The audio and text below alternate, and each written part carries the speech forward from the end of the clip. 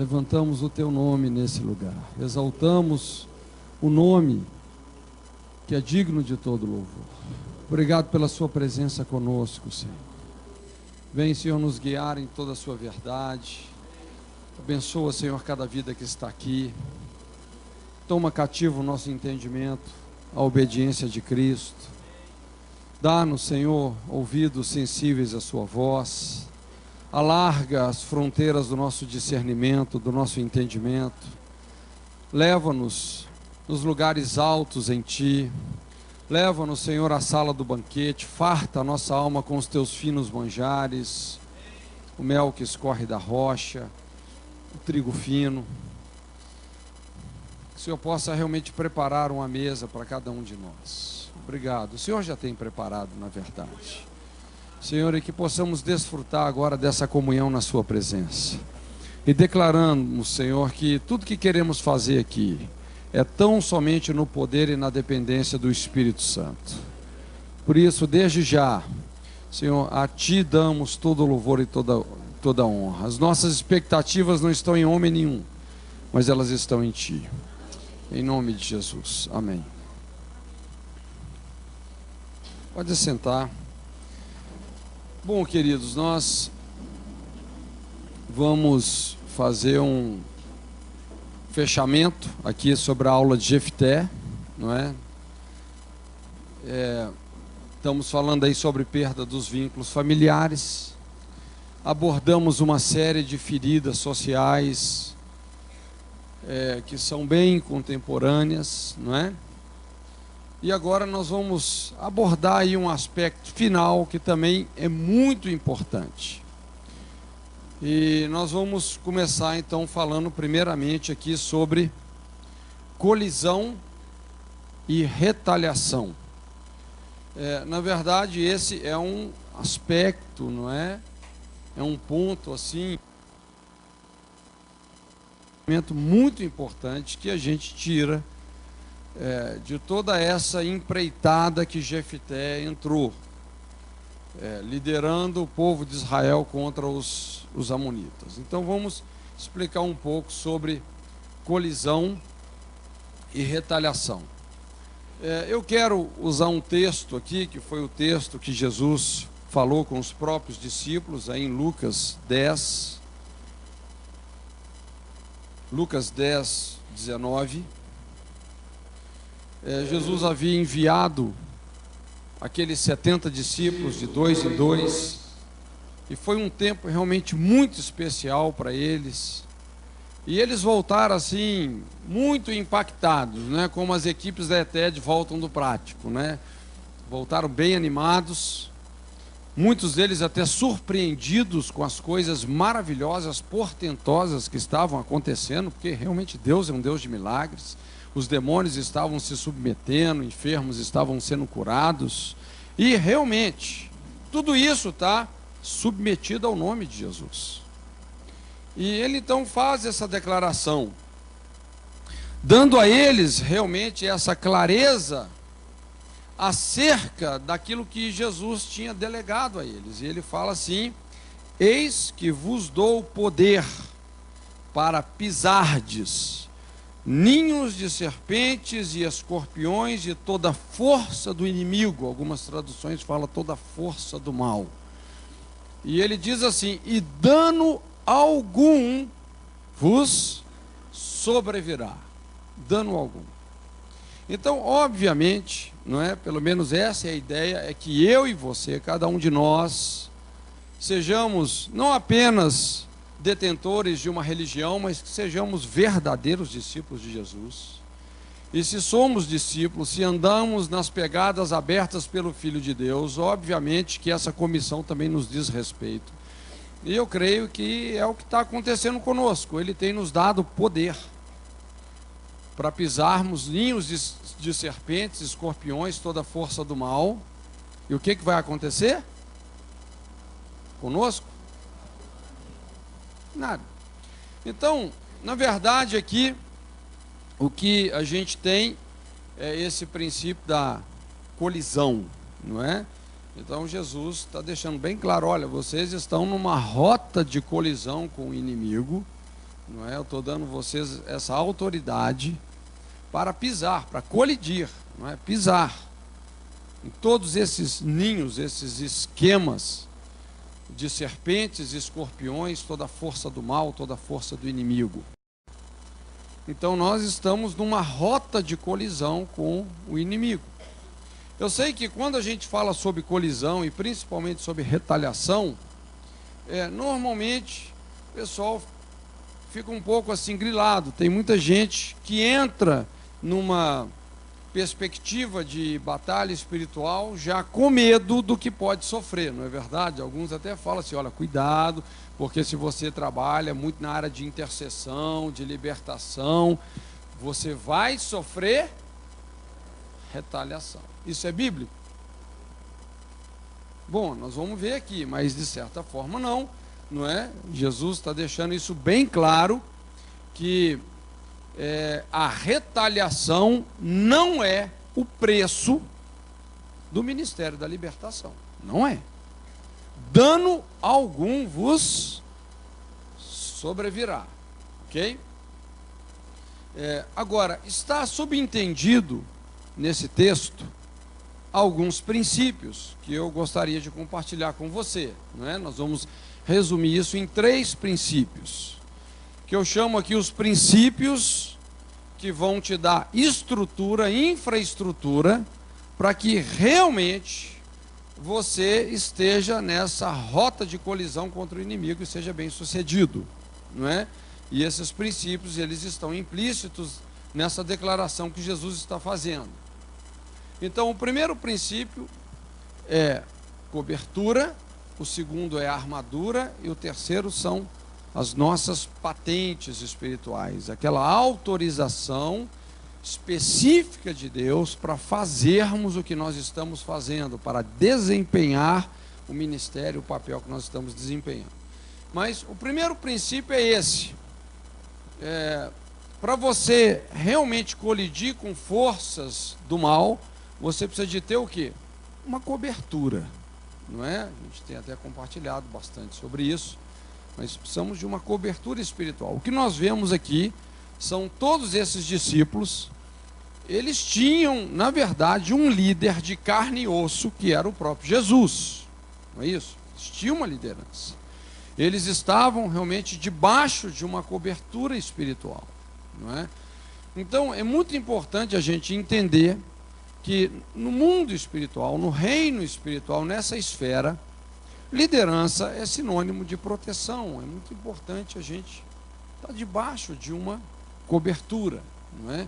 Inclusive, a gente precisa de entender essa diferença entre a pessoa de autoridade e o princípio da autoridade. Ainda que muitas vezes a pessoa de autoridade seja iníqua, seja abusiva, todavia o princípio é santo, é inabalável. E muitas vezes até Deus nos permite passar por provas assim, não é? Onde você se vê numa situação de ter que se sujeitar a uma liderança imatura, injusta, abusiva, não é? Muitos líderes passaram por esse tipo de escola do quebrantamento, como, não é, Davi em relação a Saul, 12 anos Davi desviando de lanças, né, ministério de desviar de lanças do líder, porque o líder queria acabar com ele, porque por inveja. Ou você vê também isso lá, o Jacó na casa do Labão, ok? Então isso faz parte, mas é importante a gente estar debaixo de uma cobertura. Isso é proteção. Não tem como você ser de Jesus e você não pertencer ao corpo dele, não é? Se você corta um pedacinho do seu dedo, coloca lá no canto ali dessa sala e volta daqui uma semana, o que aconteceu com esse pedaço de dedo? Ele necrosou, ele apodreceu. Querido, olha, quando você sai da comunhão, quando você sai de debaixo de uma cobertura, realmente você vai apodrecer.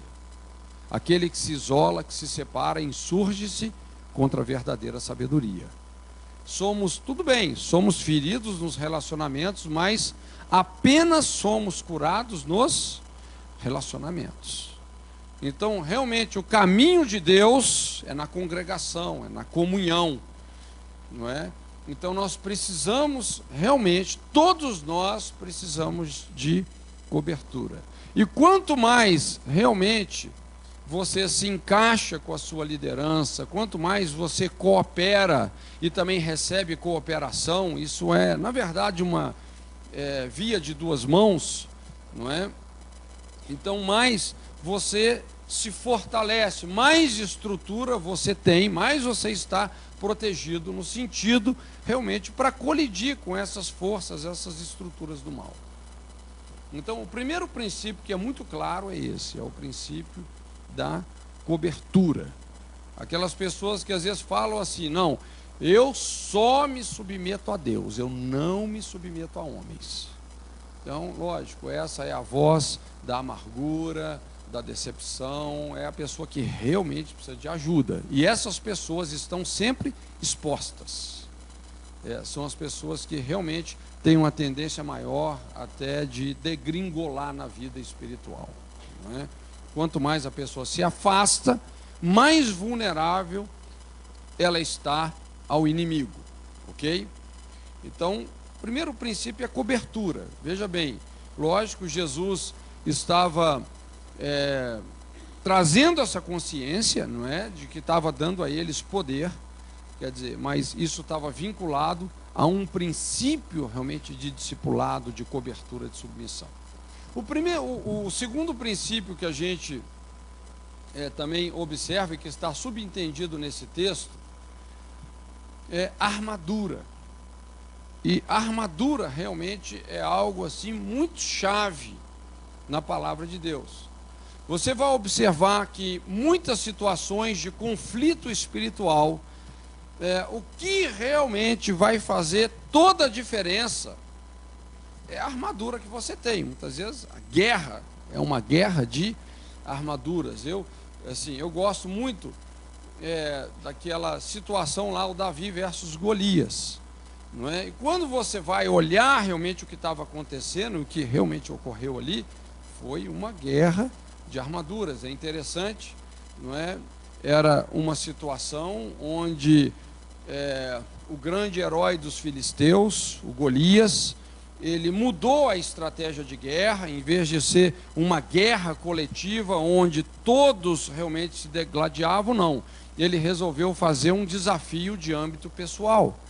E só que quando ele fez esse desafio, alguém que o enfrentasse pessoalmente, não é? Ele era uma figura assim tão imponente. Inclusive aí a Bíblia, quando a Bíblia descreve a sua armadura, inclusive até o peso da lança, era assim algo realmente absurdo. O cara era uma verdadeira máquina de guerra e realmente nenhum daqueles homens puderam enfrentá-lo.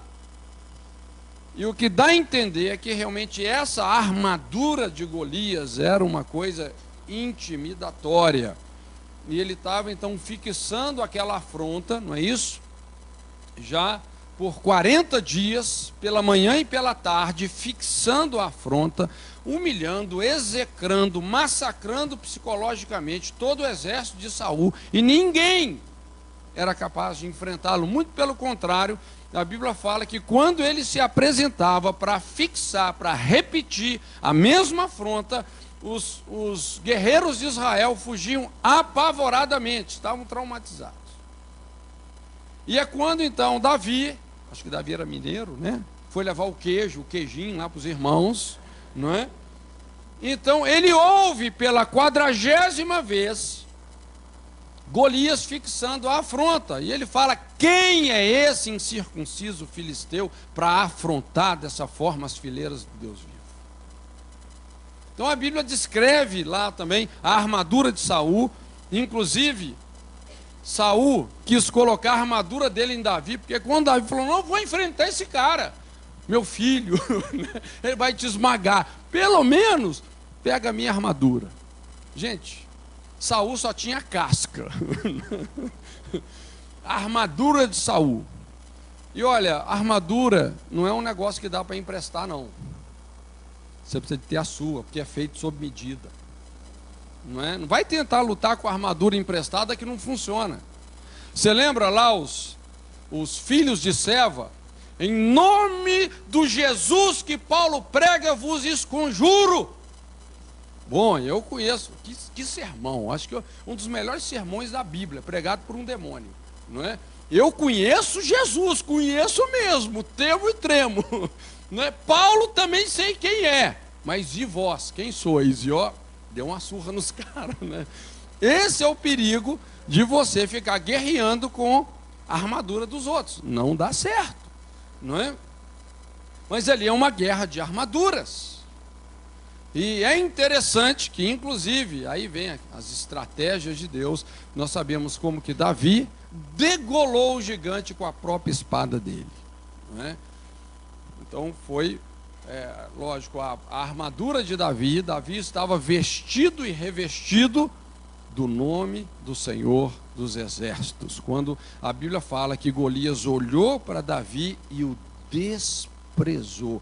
A Bíblia fala que Golias o amaldiçoou pelos seus deuses. Ali, gente, já virou realmente uma batalha espiritual.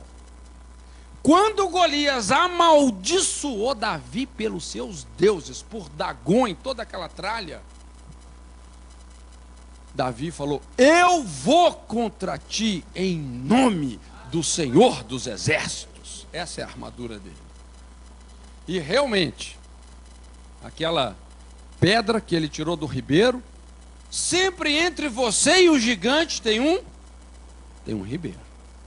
E é indo na direção do gigante que você vai atravessar o ribeiro. Tem um fluir do Espírito, de onde você vai tirar verdades, as verdades de Deus, que derrubam as intimidações de Satanás.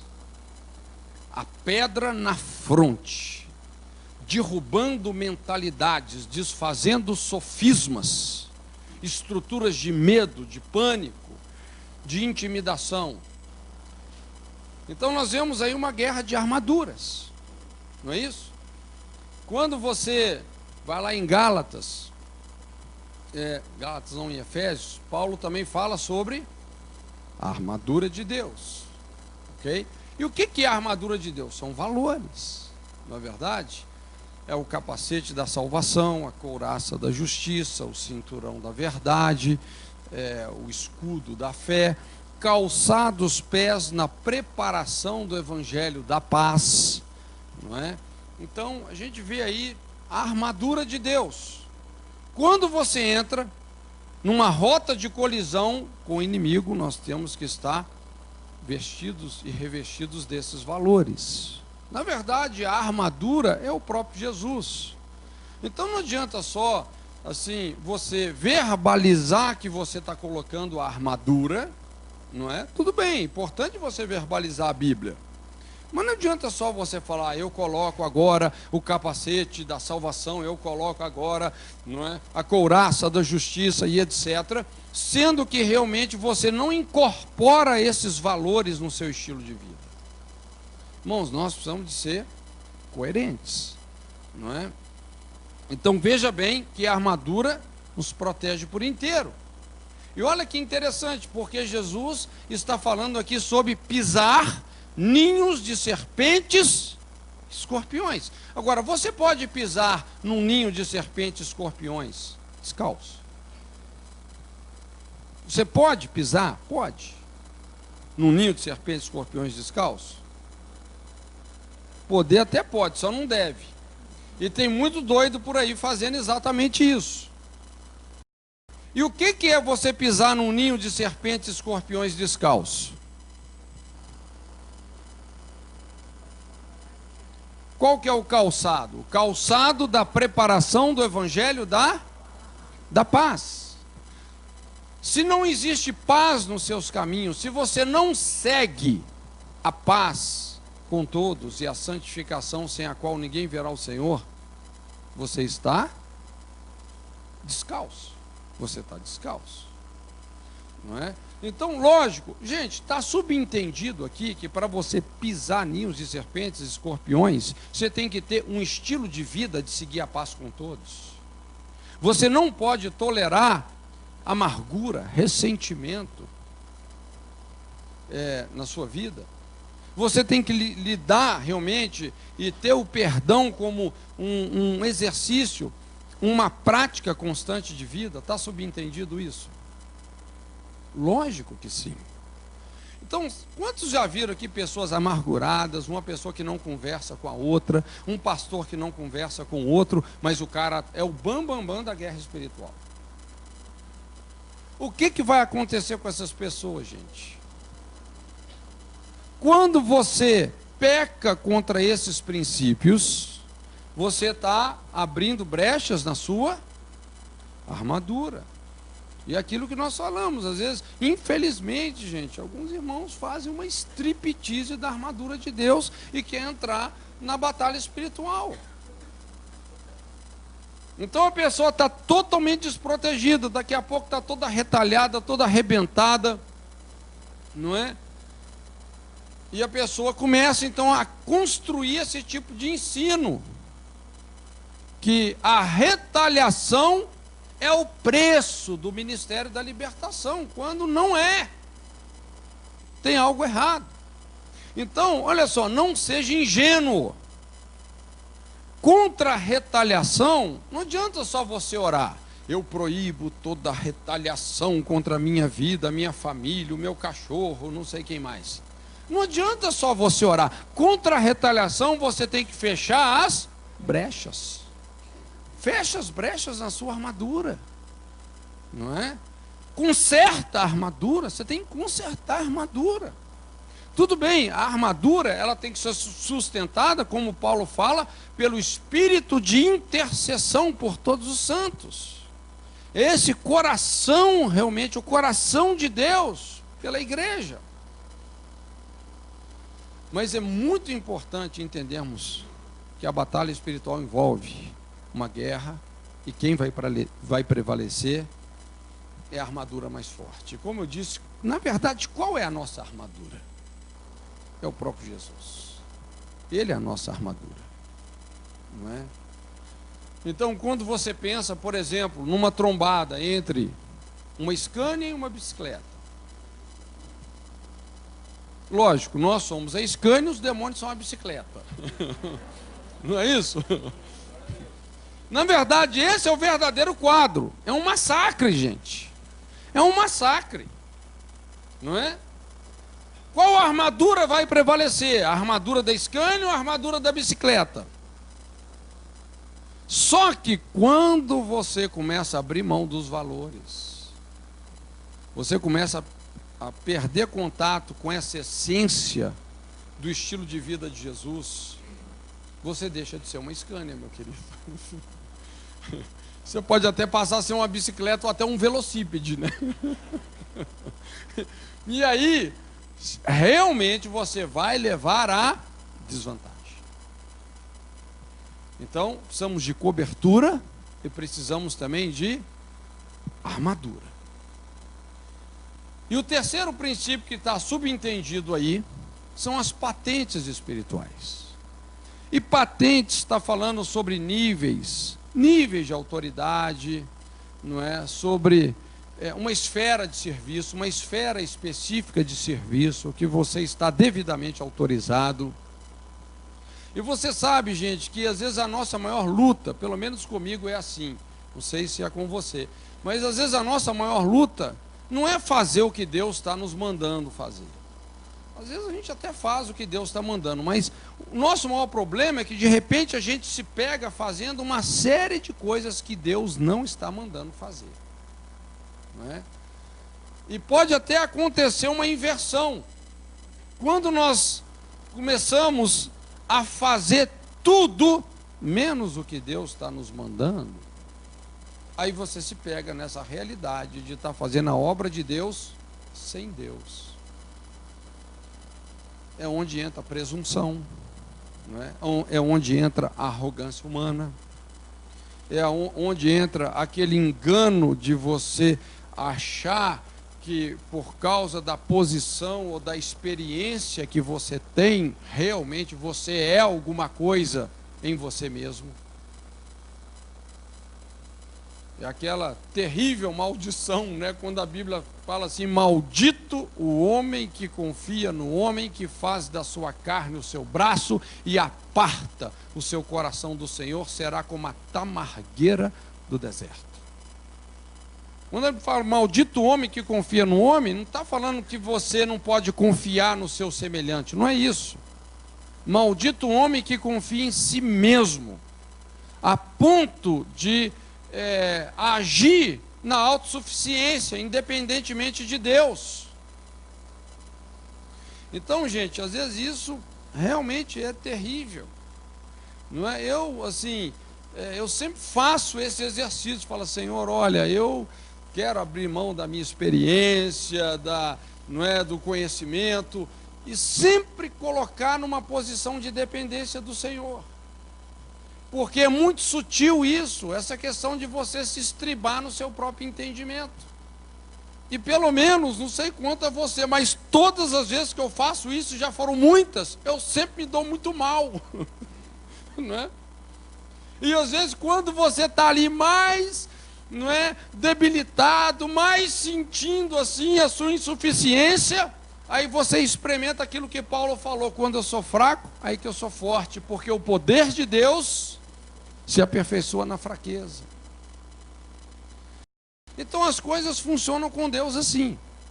Então é muito importante você discernir realmente quais são as suas patentes, para você não agir realmente com presunção, com autossuficiência.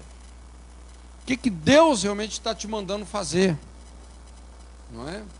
Então é muito importante a gente ter o discernimento da nossa esfera de ação e aprendermos a concentrar esforços naquilo que Deus está te mandando fazer. Não é? Uma coisa que eu procuro exercitar muito na minha vida é objetividade. Eu não tenho muito tempo para ficar olhando para os lados, não é? Eu quero focar aquilo que Deus está me mandando fazer e realmente eu vou concentrar esforços aí. Porque eu sei que é a esfera de autoridade que Deus está me colocando, não é? Então isso realmente é uma chave, você discernir quais são as suas patentes. O que Deus realmente está nos mandando fazer ou não é? Então, principalmente aqui no campo do aconselhamento, batalha espiritual, não é? É que a gente começa a ver assim muitas distorções, muitas coisas que começam a ficar distorcidas e se perderem, não é? Falando então sobre essa questão das patentes, de concentrar esforços em obedecer o que Deus está nos mandando fazer, é importante a gente falar um pouco sobre essa questão dos atos proféticos, não é? A gente já tem compartilhado alguma coisa sobre isso, não é? Mas vamos tentar trazer um entendimento melhor sobre atos proféticos, porque isso hoje, de certa forma, é uma febre, não é? E a gente vê pessoas fazendo atos proféticos para todo lado, de todo jeito, não é? Assim, algumas coisas até estranhas, e de certa forma os atos proféticos são estranhos mesmo, mas veja bem, ato profético é um ingrediente bíblico? É um ingrediente bíblico? Não é? Você vai encontrar os atos proféticos na Bíblia? Vai, não é? Você vai encontrar até alguns atos proféticos assim, bem radicais mesmo, não é? Você se lembra lá quando Deus mandou Isaías andar com as nádegas de fora 2 anos, não é? Se eu não me engano, como sinal de que um determinado povo ia em cativeiro vergonhosamente exposto. Isaías obedeceu aquele ato profético. Gente, Deus me livre de um ato profético desse. Não é verdade? Não é impactante ali também o Ezequiel? Ezequiel, quando Deus fala com ele: olha, você é o meu sinal para essa geração, você é o filho do homem, você é o meu sinal. O que estiver acontecendo comigo vai acontecer com você. Eu estou te dando os sentimentos do meu coração, e você vai expressar isso para todo esse povo. E de repente, então, numa certa altura, realmente, a situação espiritual da nação realmente entrou numa convulsão de morte, e Deus falou com ele: eu vou tirar de você o que seus olhos mais apreciam, você não vai poder nem chorar.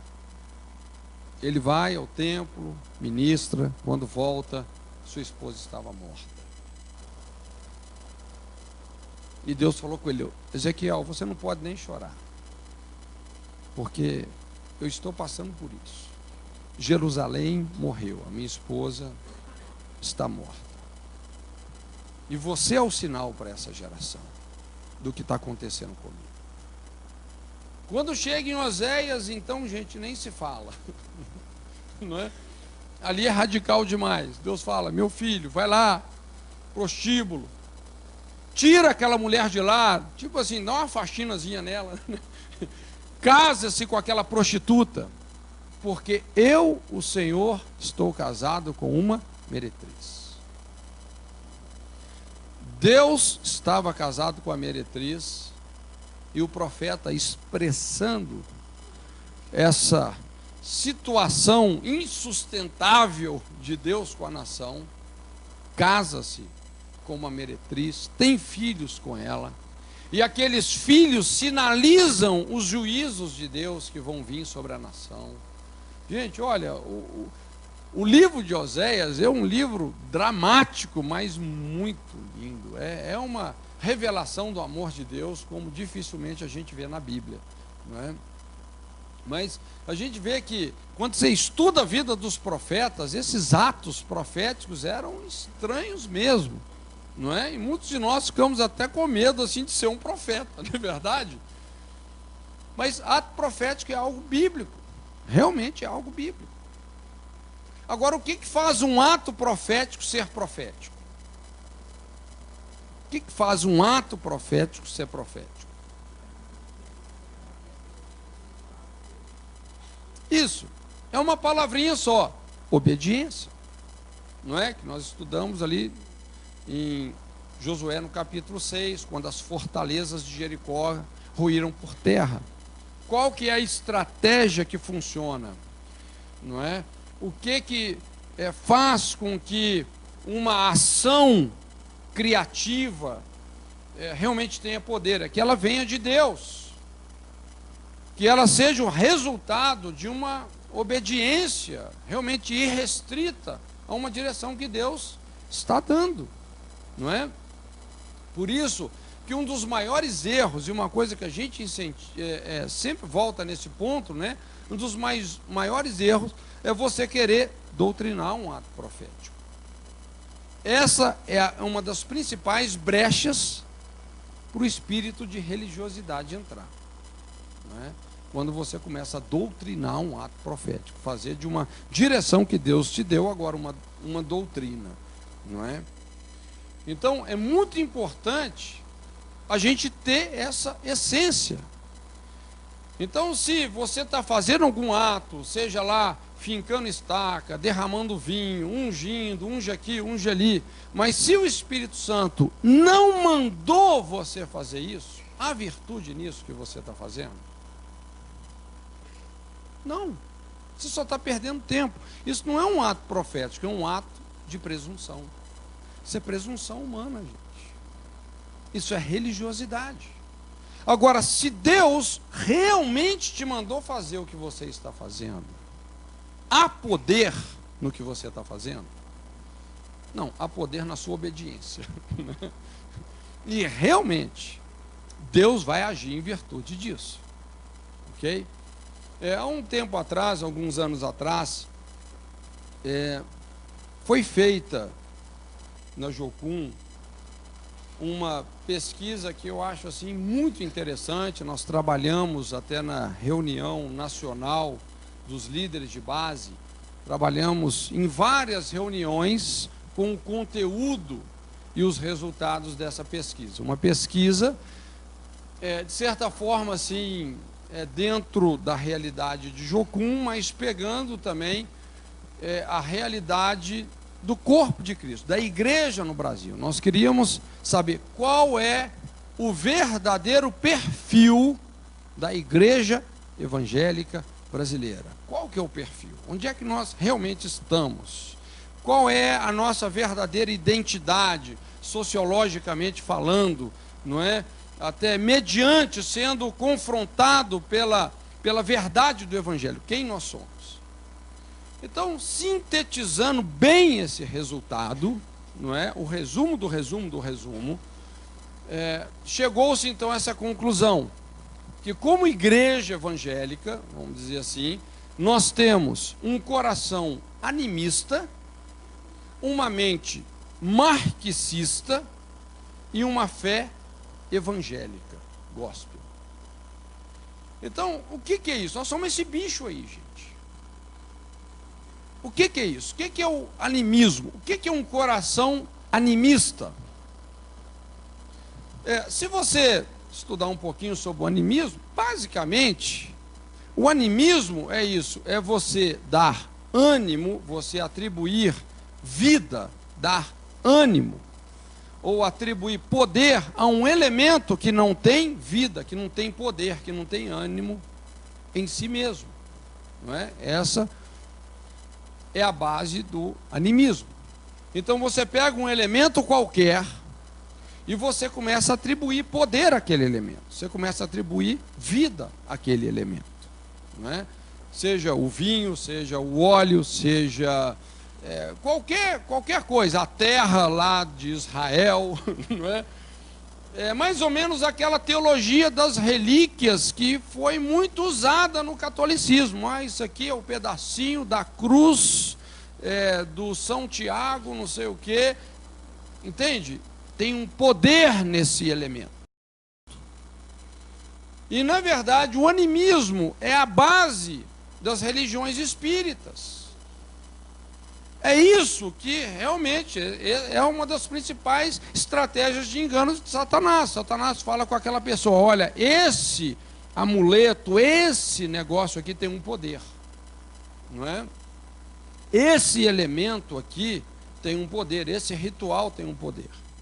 Então isso é a base do animismo, não é? Então, por exemplo, veja bem, gente, eu quero que vocês entendam realmente o espírito da coisa aqui, tá? Eu teria base bíblica para dizer que se eu chegar e ungir a porta da minha casa com óleo, a minha casa está protegida? Eu tenho uma base bíblica para isso, para dizer que se eu ungir a porta, a janela da minha casa está protegida. Tem base bíblica para isso? Aonde?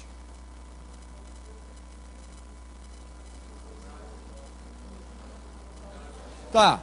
Bom, primeira coisa, que ali não foi, eles não ungiram com óleo. Então veio uma orientação de Deus, cada família ia matar um cordeiro, não é? Eles iam ceiar aquele cordeiro, e eles deveriam pegar parte do sangue dele, colocar nos umbrais da porta das suas casas, e quando o anjo da morte fosse passar, essas casas, com esse sinal, ele não entraria, teria que passar por cima, a Páscoa, passar por cima. Eu posso fazer disso uma doutrina, e agora nós vamos matar os cabritos aqui do Mauri, não é? E sair botando nas ombreiras das nossas casas, sua casa vai estar protegida? Gente, eu tenho base bíblica, então, para afirmar isso. Olha, eu ungi a minha casa está protegida, está benzida. Não, é verdade, mas talvez seria até a terminologia mais certa, né? Eu tenho base bíblica para isso, gente? Não. Agora, vamos dizer, você está orando e Deus te dá essa direção, você tem essa convicção no seu coração mesmo. Você sente o Espírito Santo falando com você: meu filho, minha filha, unge a sua casa. E você obedece. Você vai lá e unge a casa. Sua casa está protegida? Lógico. Deus te mandou. Há poder nessa unção? Não. Há poder na sua obediência. Vocês já estão ficando mais espertos, né? Está pegando o espírito da coisa. Há virtude na obediência. Então, atos proféticos, gente, são bíblicos? São. Ok? Deus pode realmente nos levar a interagir com muitos elementos. E se você obedece, realmente você vai ver um resultado daquilo. Então, o primeiro aspecto aí, que eu acho que sinceramente hoje a gente tem que desmistificar e trabalhar muito é isso, gente. É o coração animista. É esse evangelho espiritizado que, na verdade, muitos de nós estamos praticando, às vezes até por ignorância, não é? Então, é importante a gente chamar o foco para a obediência, para ouvir a Deus. As minhas ovelhas ouvem a minha voz, Jesus disse. Depois vem essa questão da mente marxista. A mente marxista. É interessante, né? O marxismo tem muitas características, mas uma das principais, não é que é um sistema onde toda a responsabilidade é transferida para o governo. Tudo é estatizado, não é? Eu tive na Rússia, pouco depois que caiu lá a cortina de ferro, você ainda via isso, tudo era estatizado, o cara morava numa casa que não era dele, não é? Tinha aquela ração que o governo dava, tudo estatizado, as empresas são do governo, é aquela mentalidade que o governo realmente é o dono de tudo e vai tentar dividir tudo igualitariamente. Mas nada mais injusto do que tratar pessoas diferentes de maneira igual. Não funciona assim. Imagina, se você dá o mesmo salário para um profissional que é excelente e um profissional que é ruim. Você está dando o mesmo salário. Isso é justo? Isso parece assim. Não, mas isso é equidade. Não, isso não é equidade. Tem vários outros parâmetros que têm que ser levados em consideração. Então, essa é a matemática do reino de Deus. Ao que muito é dado, ao que tem será dado, ao que não tem, até o que tem ser-lhe-á tirado. Aquela parábola dos talentos. Não é? Então, assim, talvez um dos aspectos mais básicos do marxismo é essa transferência de responsabilidade. É aquela mentalidade que a pessoa pensa assim, não, por exemplo, você está na igreja, você vai orar por uma pessoa, manifesta o demônio, aí você fala assim, chama o pastor. O pastor é pago para isso. Entende? Você sempre está transferindo a responsabilidade. Olha, vós tendes a unção do santo. Não é verdade? Todos nós exercemos um sacerdócio. Ou você vê uma coisa fora do lugar, ao invés de você mesmo arrumar, ou seja, você ser participante da solução daquilo, não. Fulano é pago para isso, fulano é que vai fazer. Então, é aquele tipo de mentalidade onde o patrimônio público vai sendo espoliado. Por quê? Porque não é responsabilidade minha, é do governo, é do líder. Não é? Inclusive, eu dou graças a Deus, como eu falei, a eclesiologia celular é uma das estratégias de Deus para quebrar isso. Aquelas igrejas que funcionam assim, é o pastor lá na frente, o João faz tudo, o cara bate o escanteio, cabeceia, não é? E a igreja, a Maria não faz nada. Ministério de lustrar a cadeira. Ninguém faz nada. É um negócio terrível isso. Essa é a mentalidade marxista, gente. Essa coisa é baseada na transferência de responsabilidade. Então, o evangelho, gente, A essência do Evangelho é obediência. Não é você ficar atribuindo poder, vida, ânimo para elementos físicos, não. É o seu relacionamento com Deus. Essa é a essência do Evangelho, é a essência de um ato profético, de uma ação criativa, aquilo que nós falamos, o davá, a ação criativa de Deus. Algo que você ouviu dele. A essência do Evangelho é o que Isaías falou, não é? Quando Deus falou: quem há de ir por nós? Senhor, eis-me a mim. Eis-me aqui, envia-me a mim. É você ser a resposta, não é? Então, se você está naquela situação ali, seja você a resposta. Essa é a essência do Evangelho. Então, é muito importante esses três princípios aí. Quando você se coloca numa rota de colisão com o inimigo, ok? Cobertura, armadura e patentes. Cobertura é o seu relacionamento, que deve ser um relacionamento sadio com os seus líderes. Não é um relacionamento de dependência, mas é um relacionamento de cooperação.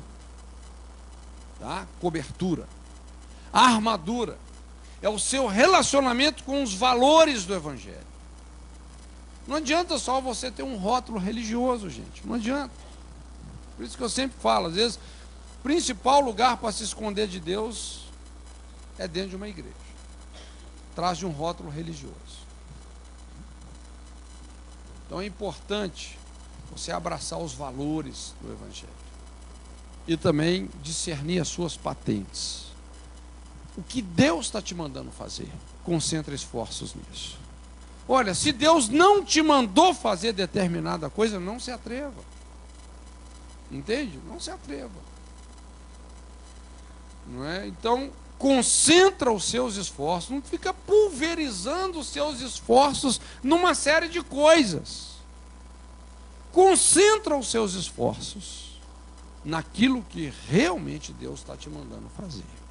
O espírito da obediência.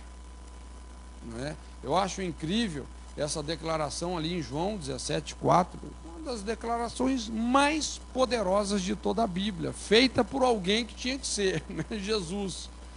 Não é? Quando ele fala assim, glorifiquei o teu nome, consumando a obra que me destes a fazer. Imagina, você chegar no final da sua vida, você poder, numa oração como essa, olhar dentro dos olhos de Deus e falar assim: Senhor, tudo que o Senhor me mandou fazer, eu fiz. Tudo que o Senhor esperava que eu fosse, que eu fizesse, eu fui e eu fiz. Glorifiquei o teu nome, tendo consumado, terminado a obra que me deste a fazer. Com 33 anos só. Não é? Moisés precisou de 120 anos. A Bíblia fala que ele foi fiel em toda a casa de Deus. Ele cumpriu tudo, mas precisou de 120 anos. Irmãos, isso realmente é algo tremendo. Quando nós começamos a pecar contra esses princípios, de cobertura, armadura e patentes, na mesma proporção que você transgride contra esses princípios, você vai ser retalhado. Ok? É o que eu falei. Não seja ingênuo. Não adianta fazer aquela rezinha na libertação, eu proíbo toda a retaliação. Entende? Olha, meu querido, realmente, cobertura, armadura e patentes. Não é? Então, armadilhas e retaliações sempre acontecem à sombra dessas fortalezas espirituais internas ou brechas. Quando uma pessoa mantém uma ferida aberta na sua vida, as coisas se tornam fáceis para o inimigo. Imagina, se tem uma brecha na sua armadura, está fácil para o inimigo te atingir. As feridas da alma, essas brechas, esses valores corrompidos, tornam a pessoa numa presa fácil. Imagina, por exemplo, um animal ferido diante do seu predador. Quem que o predador vai escolher? O ferido, o sozinho, não é? O vulnerável. O ataque certo, no ponto certo, no momento estratégico, pode facilmente conduzir a pessoa a uma situação fatal. Então, qualquer oportunidade, gente, que nos leva a ignorar os conflitos não resolvidos, essas brechas nos nossos relacionamentos, que nós falamos, né, perda dos vínculos familiares, essas brechas onde a cunha de Satanás entra, não é? Então, tudo isso é potencialmente perigoso. E nós explicamos sobre aquela tendência que muitas pessoas feridas têm, a energia que vem da ferida, e que leva a pessoa a um ativismo religioso, a tentar compensar toda essa rejeição, toda essa insegurança. E muitas vezes, essa energia da ferida, então, leva a pessoa a fazer aqui, fazer ali, aquela pessoa assim, aparentemente hiper prestativa, não é? Que vive realmente esse ativismo religioso, ministerial. E tudo isso, muitas vezes, acaba sendo interpretado pelos outros como um bom desempenho. Fulano é uma bênção. Mas esse ativismo religioso, gente, que vem como compensação de uma ferida, inspirado pela energia que vem da ferida, espiritualmente falando, não tem relevância, não tem peso, é passividade. Isso não afeta o mundo espiritual. E é dessa forma, então, que muitas pessoas, elas começam a galgar títulos, posições, ministérios, plataformas, para as quais elas não têm cobertura, armadura e muito menos patentes. Então é a dinâmica de um sonho que vai virar um pesadelo. O conflito não resolvido de hoje, certamente é a crise de amanhã. O que aconteceu aí para a gente entender esse fechamento da vida de Jefté?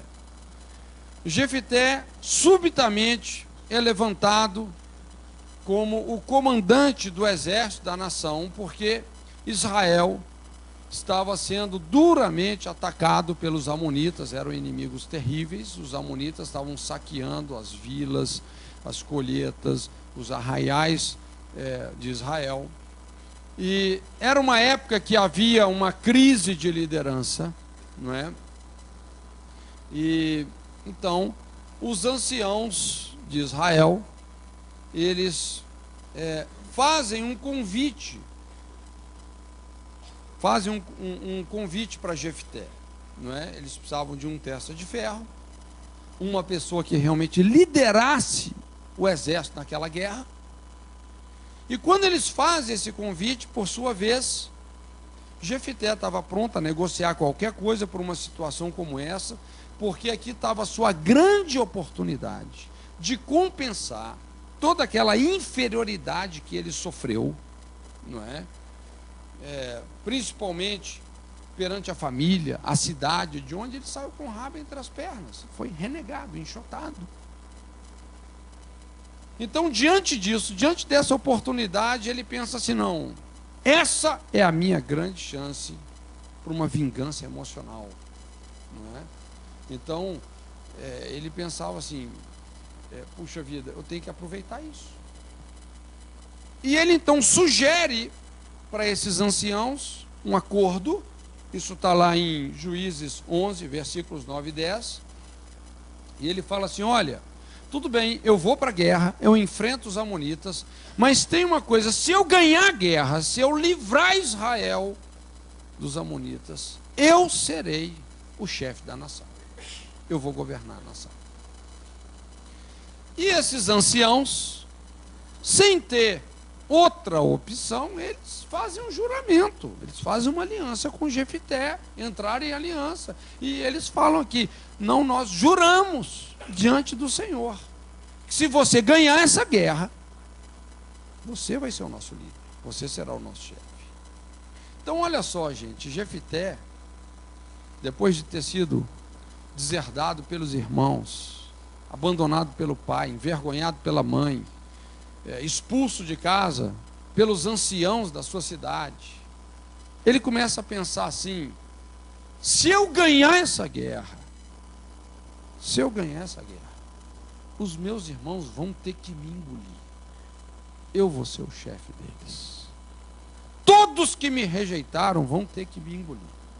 Então ele mal podia se conter pensando nessa virada de mesa. E ele tinha tanta necessidade de se autoafirmar perante os seus rejeitadores, de poder provar que ele não era inferior, que ele agora era alguém até superior a eles, não é? Que é quando ele faz aquele voto: Senhor, essa guerra não posso perder. Se o Senhor me der essa vitória, se o Senhor fizer com que eu ganhe, quando eu voltar para minha casa, primeira pessoa que saindo pela porta da minha casa, eu queimo. Eu vou oferecer em holocausto.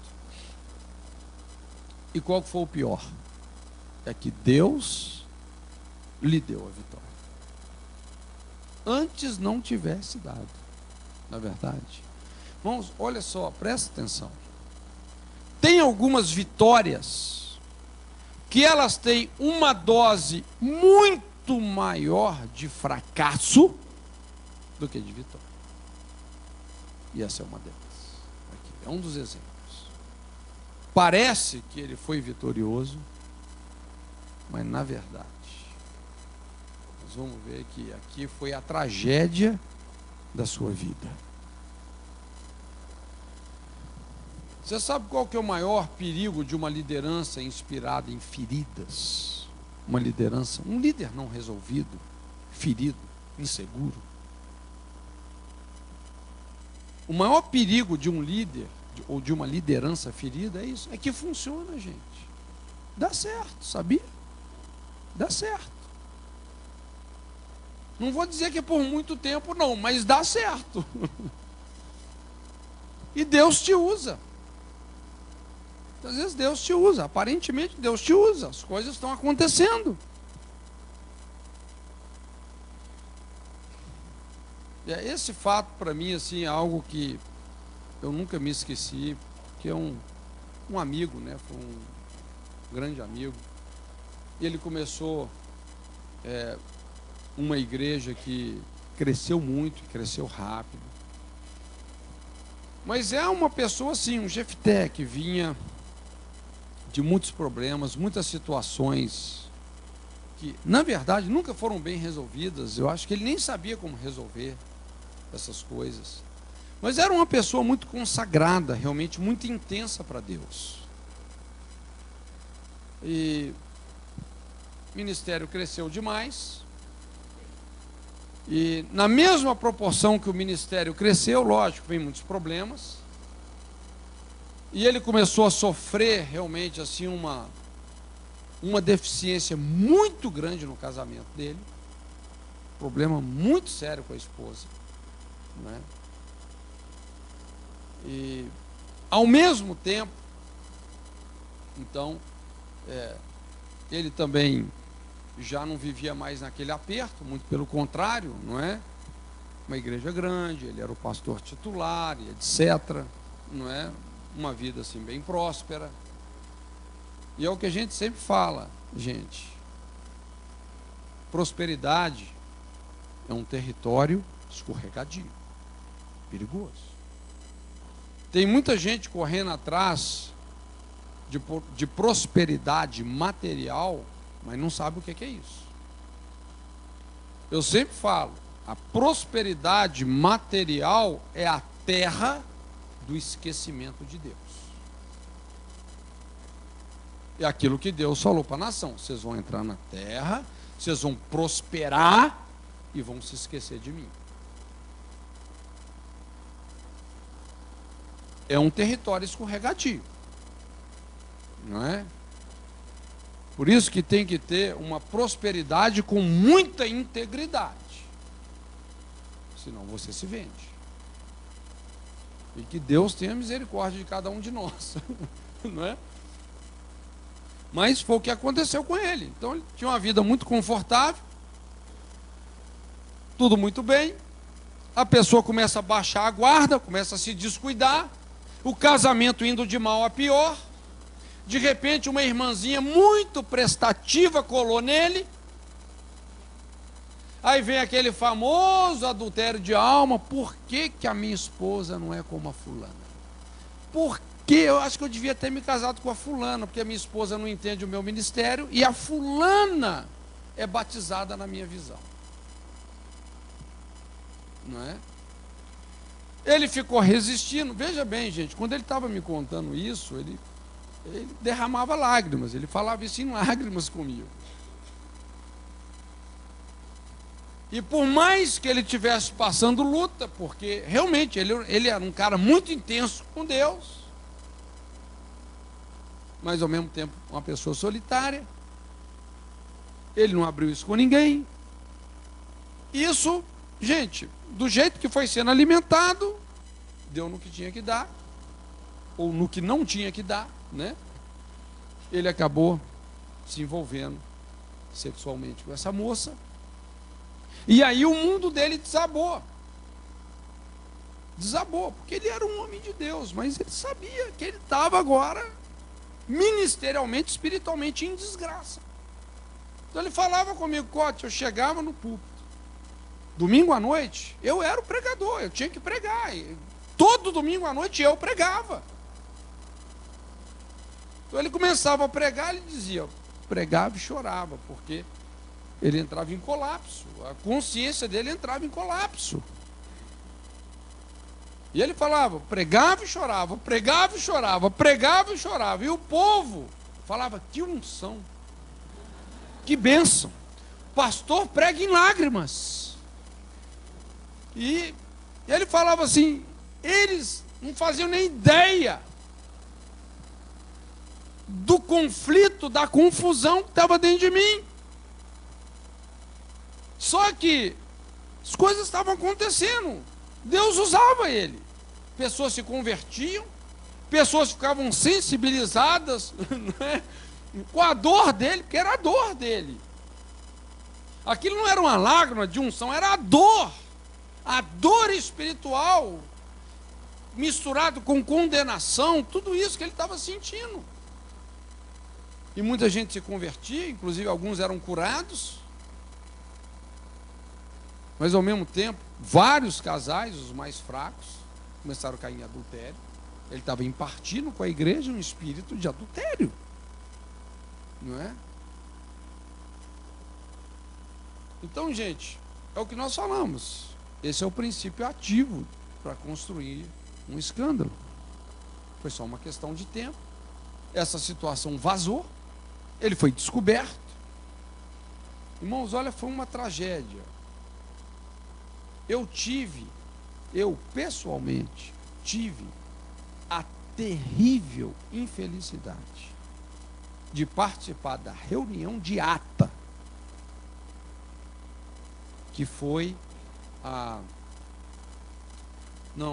como é que fala assim? O encerramento da igreja.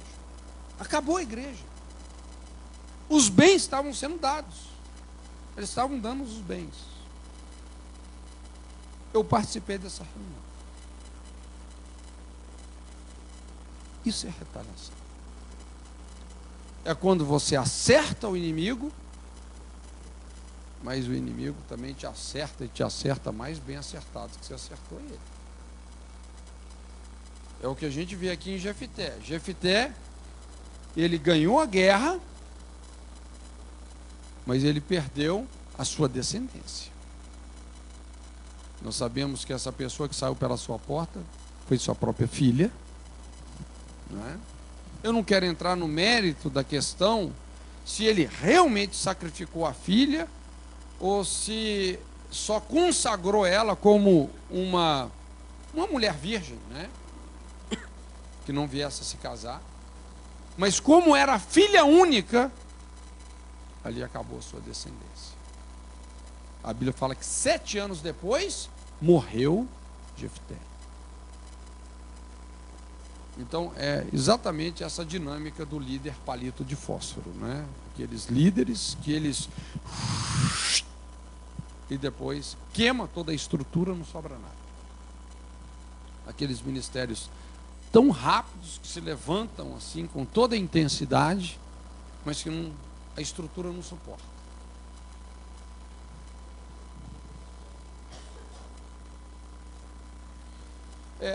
A transgressão de Jefté é essa: é você se colocar numa rota de colisão com o inimigo, sem cobertura, sem armadura, sem patentes, com uma motivação corrompida pelas feridas, não é, por um desejo existencial de vingança, provar para os outros, se autoafirmar perante seus rejeitadores.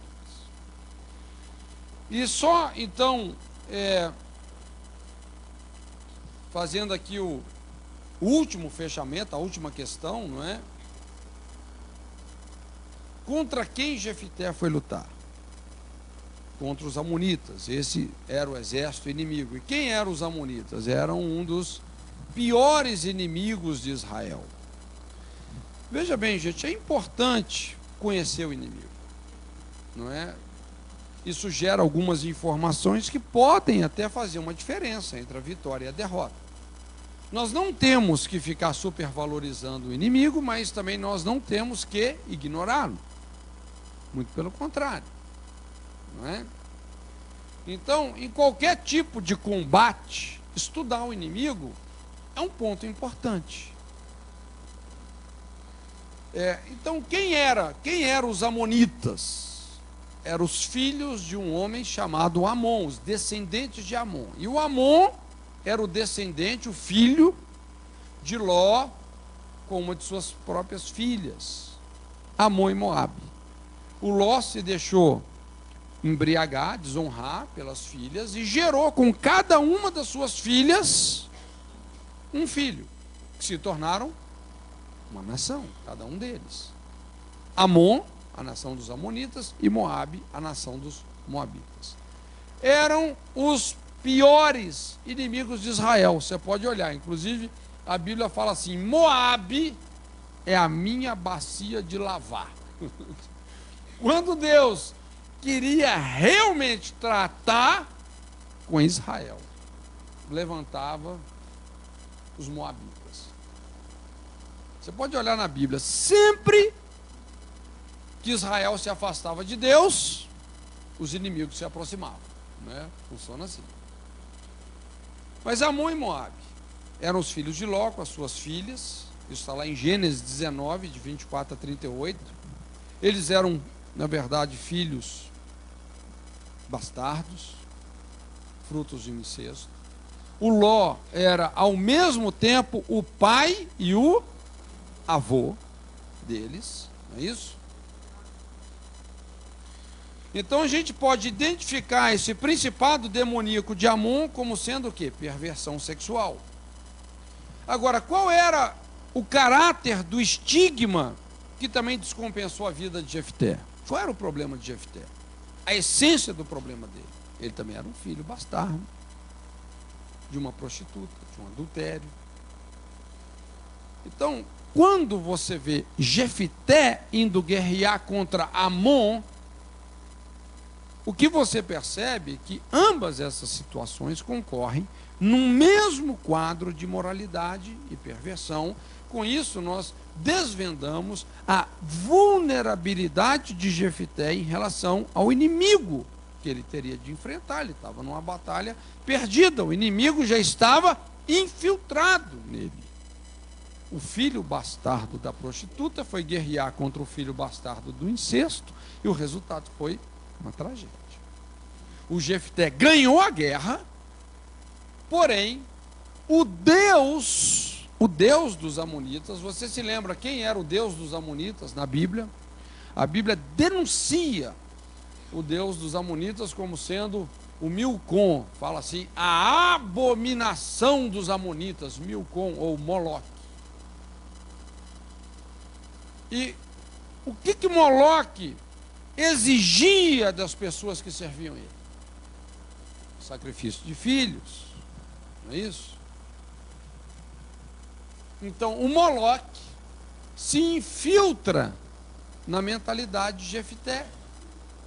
E é quando ele faz esse voto inspirado nas suas feridas.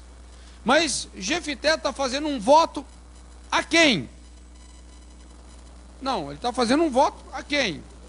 A Deus, a Jeová. Agora, é possível você fazer um voto a Deus inspirado por Moloque? Pode acontecer isso? É o que a gente vê acontecendo, não é?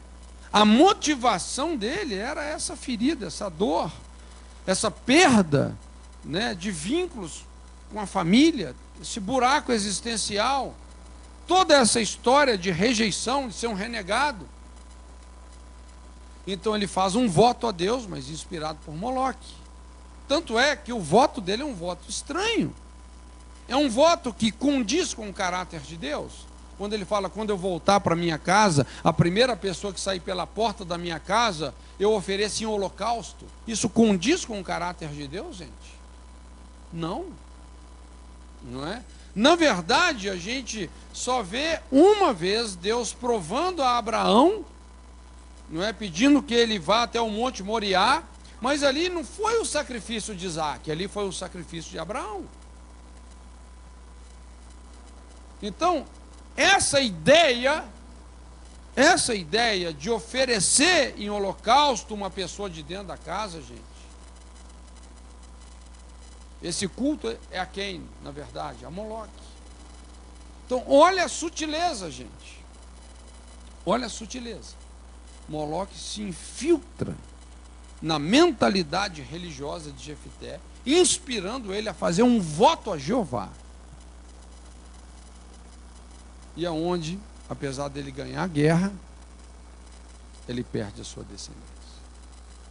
Veja bem, um homem que tinha tudo para dar certo, mas que deu totalmente errado. Absolutamente errado. Tudo para dar certo. Ali então, sua descendência acabou. Isso era a maior vergonha para uma pessoa qualquer, no contexto da cultura hebraica. Alguém que morresse sem deixar uma descendência, né? 7 anos depois ele também morre. Um homem assim que teve uma passagem de certa forma heróica, porque realmente ele trouxe um grande livramento para a nação. Mas, olha, é uma das histórias mais trágicas de liderança na Bíblia. E é uma das histórias mais contextualizadas com essa presente geração. Então esse é o famoso drama de Jefté. Eu creio que nós não temos que cometer os mesmos erros. Eu creio que Deus realmente tem nos dado graça, entendimento, para que possamos restaurar os lugares antigamente assolados de geração em geração, nos envolvermos sadiamente com a obra do Senhor, com o plano que Ele tem para as nossas vidas, e assim deixar para os nossos filhos e para os filhos dos nossos filhos um novo céu, uma nova terra, onde as promessas de Deus vão se cumprir. Amém? Então curva a sua cabeça agora, em nome de Jesus.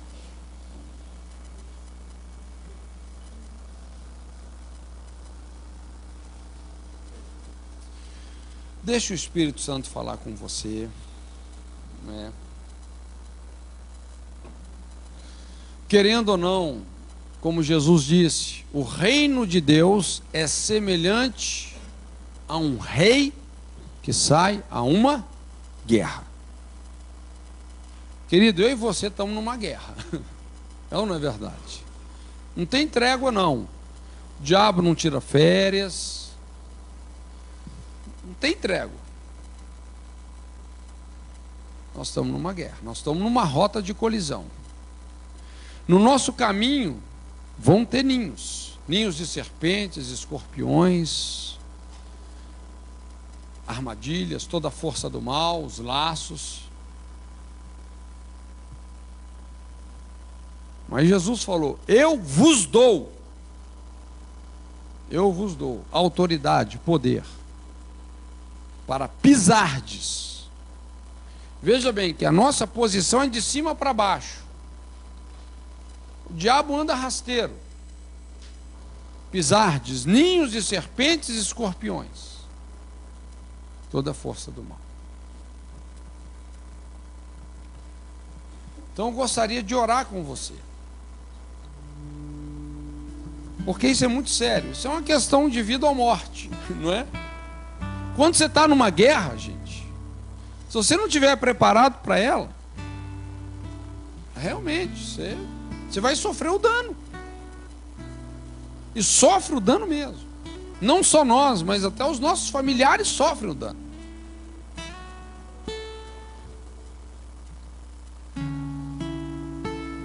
Então, se nessa noite você precisa refazer no seu coração suas motivações em relação à sua cobertura, não é? Talvez você precise de algum conserto.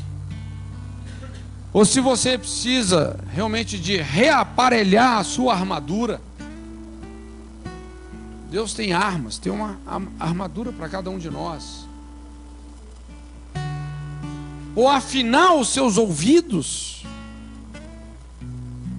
com a voz de Deus, entendendo aquela autorização legítima que Ele está te dando para você fazer o que você está fazendo.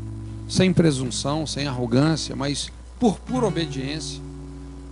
Se de alguma forma você tem pecado contra esses princípios, e se nessa noite você quer fazer um concerto com Deus, eu quero estar junto com você aqui, eu quero orar. Quero orar juntamente com você. Sai do seu lugar, vem aqui, nós vamos terminar assim, tendo um momento aqui de oração. Um momento de concerto. Não é?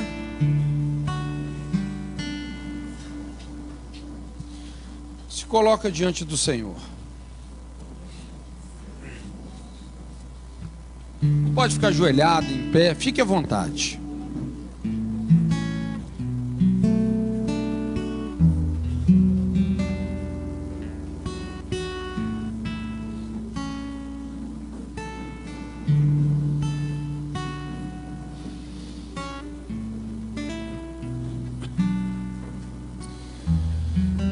Pai, no nome de Jesus, nós queremos nos colocar diante de Ti.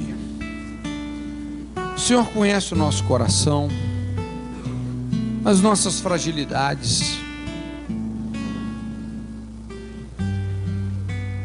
E nós nos apresentamos diante de Ti, Senhor.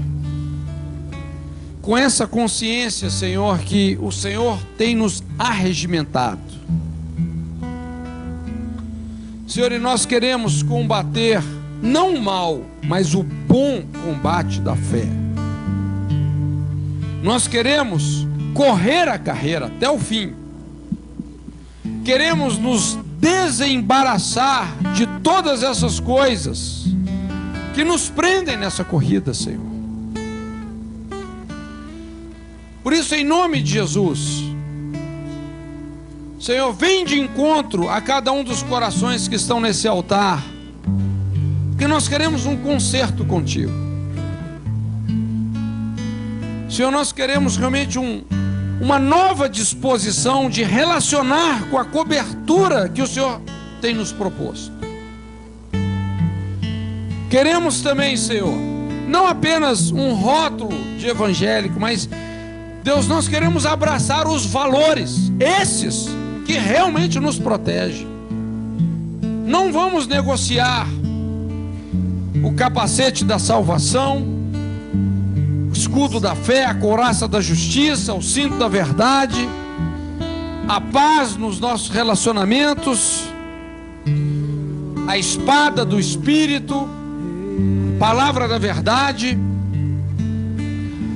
Senhor, e nós nos arrependemos, Senhor, quando temos andado em murmuração, maledicência, incredulidade, mentira, injustiça, perdoa, Senhor. Fazemos um concerto contigo. Que o Senhor possa aplainar os nossos caminhos. Aplaina. Remove os montes, preenche os vales, distorce o que está torcido. Faz-nos andar num caminho direito. Senhor, e também eu oro por patentes espirituais. O discernimento da sua boa, perfeita e agradável vontade. Senhor, aquela palavra diretiva, aquele entendimento acerca da esfera de ação, nosso comissionamento, nosso chamado. Deus, nós queremos concentrar esforços em fazer o que o Senhor está nos mandando fazer. Perdoa-nos, Senhor, pelas nossas ansiedades, a nossa conduta impulsiva, arrogante, presunçosa, muitas vezes guiados pelas nossas carências, querendo chamar a atenção das pessoas para nós. Perdoa, Senhor, mas realmente alinha-nos com essa autorização, com essa patente que o Senhor tem para cada um de nós. Senhor, e dessa forma, em nome de Jesus, nós queremos experimentar realmente, Senhor, essa dinâmica ministerial de pisar ninhos de serpentes, escorpiões, toda a força do mal, tendo essa certeza que nada, absolutamente nada, dano algum, nos sobrevirá. Em nome de Jesus, esse é o nosso concerto contigo nessa noite. Inclina para o coração dessas pessoas nesse altar. Inclina, Senhor. Em nome de Jesus. Fique na liberdade, nós vamos adorar ao Senhor. Deixe o Senhor ministrar a sua vida. Fique na liberdade.